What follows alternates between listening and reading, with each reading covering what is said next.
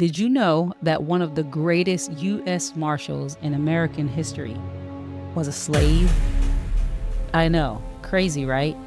His name was Bass Reeves, and I want to tell you all about him. Come on.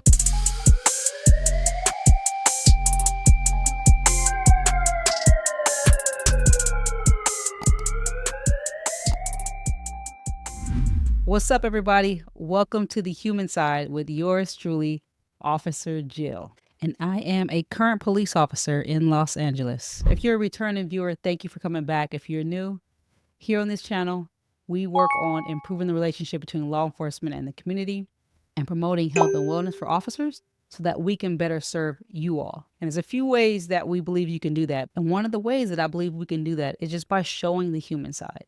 So I'm going to be showing the human side of me and also taking the opportunity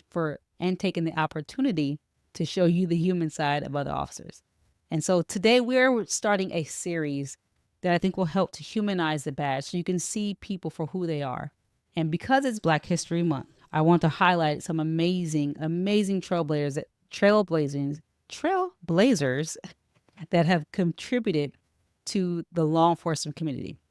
And so we're going to continue. And after February, after Black History, we're going to continue this where I'm going to take law enforcement officers from all across the world and highlight some of their amazing things that they have done to contribute in a positive way to law enforcement and improving the community. So stay tuned, stick with me. But let's focus on today. We're gonna talk about Bass Reeves. So let's learn a little bit about Bass Reeves. Okay.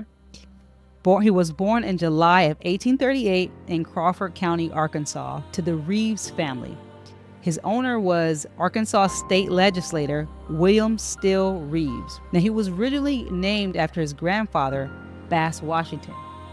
But back in those days, because slaves were considered property, it was normal for the slave to take the name of their owner, hence the name Bass Reeves.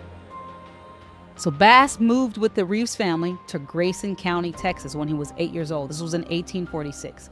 And it is believed at a very young age, Bass was taught how to shoot by his slave owners, and he became quite the marksman. Now, during the Civil War, Bass served as a servant to William Reeves' son, Colonel George R. Reeves. Colonel Reeves was actually a Texan sheriff, legislator, and a one-time Speaker of the House of Representatives. Now, this is where things get really interesting. According to the Reeves family, at some time between 1861 and 1862, Bass attacked George Reeves and actually beat him down because of a poker game that went bad.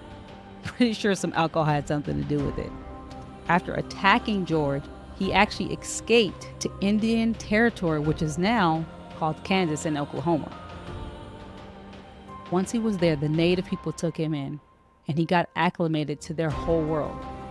He became very acquainted with the Cherokee, Creek, and Seminole tribes, where he learned their customs and became fluid in the language and even learned tracking skills.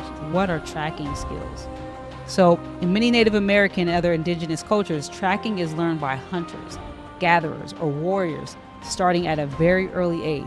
Trackers learn to identify animal paw, hoof prints, scat, fur, and feathers, as well as traces of movement on paths. So he essentially became an amazing hunter. Due to the Emancipation Proclamation in 1863, slavery was now illegal. And Bass felt so confident in that he actually returned back to Arkansas, where he settled near Van Buren, Arkansas, and became a farmer. In 1864, he met his wife, Nellie Jennings, and they ended up having 11 children together. Now, Bass, his wife, his children, they were working on the farmland. They're growing crops. They're trying to make a life for themselves now after slavery. When almost 10 years later, in 1875, Judge Isaac C. Parker, who was also known as the hanging judge, appointed James F. Fagan as U.S. Marshal. Fagan, who knew very well of Reeves' abilities and talents to navigate native territory and to speak the actual language, recruited Reeves to join him as a U.S. Marshal. So at the age of 37, Reeves became one of the first black deputies to serve west of the Mississippi River. He was tasked with policing 75,000 square miles on horseback, y'all. On horseback, listen. These marshals were the real police, having to ride for days, weeks on horseback in every weather you can think of. They were the real OGs. So Reeves was assigned as a deputy U.S. Marshal for the Western District of Arkansas, which had responsibility also for the Indian Territory. For obvious reasons, he was able to speak the language, which the white U.S. Marshals were unable to do. So Reeves moved around a bit because of his ability to speak the language. He originally served in the Western District of Arkansas, which he had responsibility also for the Indian Territory. He served there until 1893. And that year he transferred to the Eastern District of Texas in Paris, Texas, for a short time. In 1897, he was transferred again, serving at the Muskogee Federal Court in the Native Territory. Let's talk about some of the stats of Bass Reeves. He served 32 years as a U.S. Marshal. It is said that he arrested between 3,000 and 4,000 criminals and killed between 14 to 20 outlaws in self-defense, of course. He was known for his intelligence, detective work, and ability to track fugitives. I think it's safe to say that those tracking skills that he developed from the Native Americans came in handy in this job. He had a very high level of shrewdness, if you will.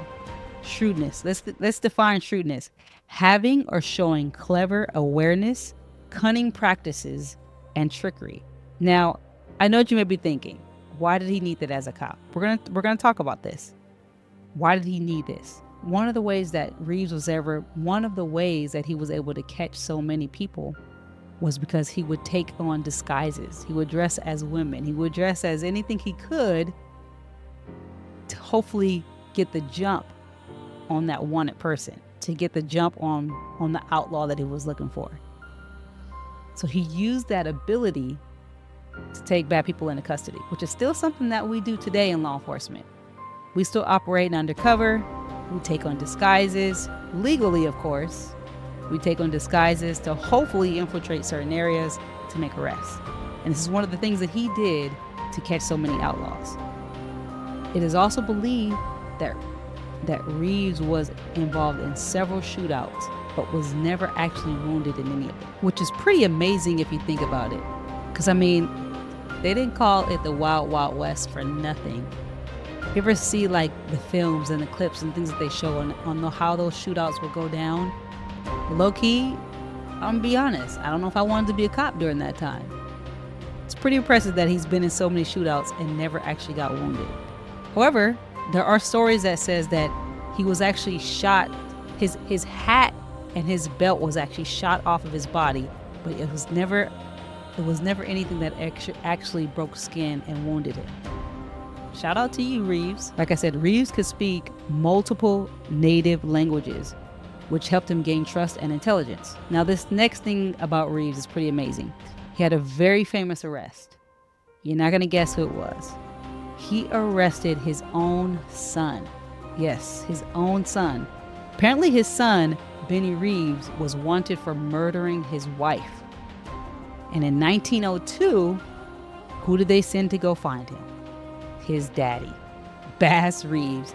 And his dad found him and turned him in, and his son ended up serving 11 years in jail. Talk about some integrity, right? I love that. Now, there was a little controversy in Reeves' life at some point. So in 1884, it was alleged that he killed his cook. Let's stop right there. Let's think about this. As I said that, he was alleged for killing his cook. In 1884, an ex-slave was operating for the United States as a marshal, and he had a cook, y'all. He had a cook. He went from being somebody's cook to having a cook in 1864. Well, let's be honest. That was a time in America where things were not the greatest for Black people. But if we're honest, it was probably some of the worst times for Black people. And he's someone who had a cook and was working alongside other white male counterparts. That's awesome. That's just something I had to stop and just mention because I think that's amazing. But back to this, he was accused of murdering his cook. And he was brought before the judge, the same judge that actually, the same judge that swore him in, the same hanging judge, Judge Parker, who found that based on the facts, he actually killed him in self-defense. Whether true or not, we don't know. Or my guess is that he's had such a high level of integrity that he had already presented throughout his career that they were able to believe his testimony of defending himself and killing the cook. Now check this out. In 1907, Reeves, he was 68 years old and actually became an actual police officer with the Muskogee Police Department, where he served 2 years until declining health forced him to retire. Unfortunately, Reeves died of Bright's disease on January 12, 1910 in Muskogee, Oklahoma. Bass Reeves leaves a legacy of influence.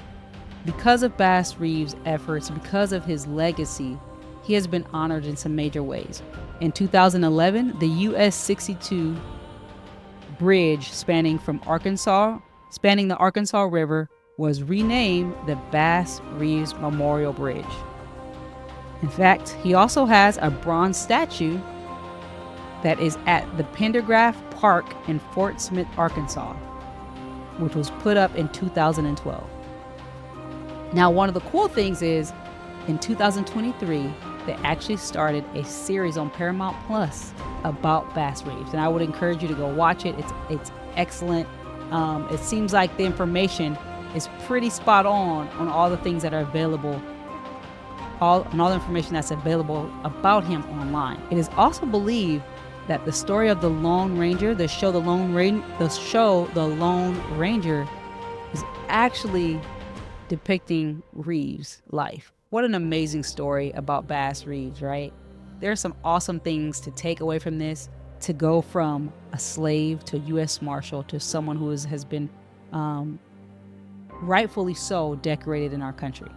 What are some things that we can learn from Bass? You know, one of the things that I love about looking at history and looking at events like this and looking back at other people's lives is the ability to learn from not only their mistakes, but also to learn from their triumphs.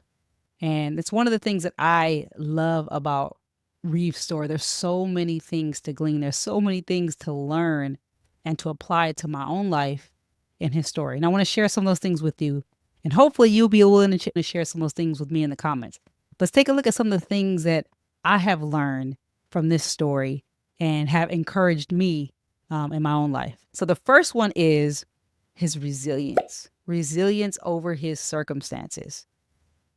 Reeves did not let his past define his future. He was born into slavery and literally fought his way to freedom. Literally had to fight Colonel George Reeves out of slavery. Not to mention, back then there were slave catchers. So to make it through all the way to a native land, he mastered the craft that was taught to him. He mastered the craft of marksmanship. He mastered the craft of learning the land and hunting. He learned from the native people. And all of that led him to become one of the most decorated lawmen in U.S. history. And I think about how in this day and age in law enforcement, how we need that same resilience.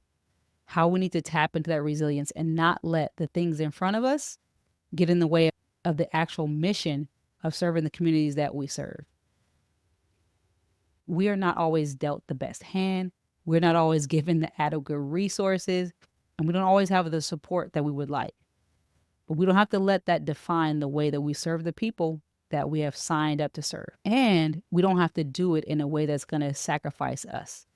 One of the things we talk about here on this podcast, and one of the things that I want to encourage officers on this channel is to focus on your wellness.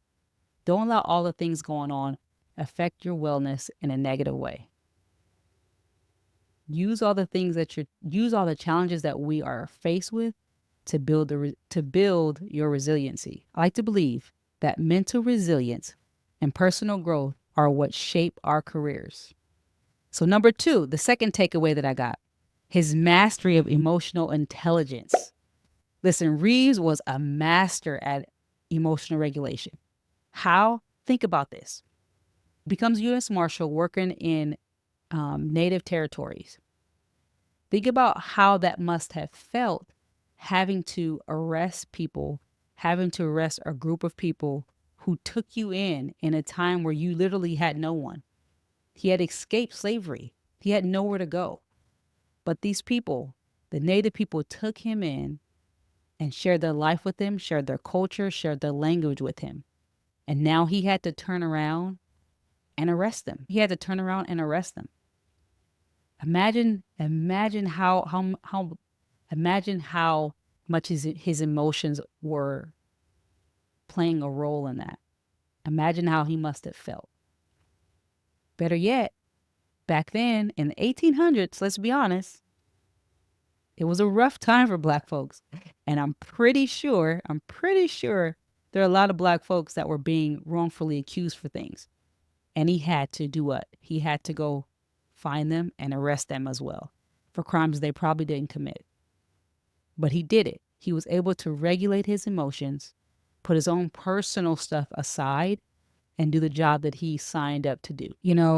As I say that, I even think about how I relate to that sometimes, even in my current job.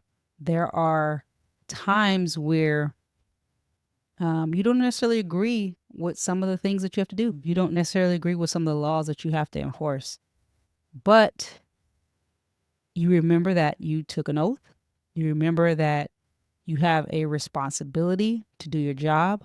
And you do just that. And I'm sure there were times where Bass had to really contemplate what he was doing, and had to really think about if he was in fact doing the right thing. And I'm sure there were people who questioned him. There were people who probably said, how can you help a country that enslaved you? How can you help them wrongfully, accuse or wrongfully arrest the people that look like you?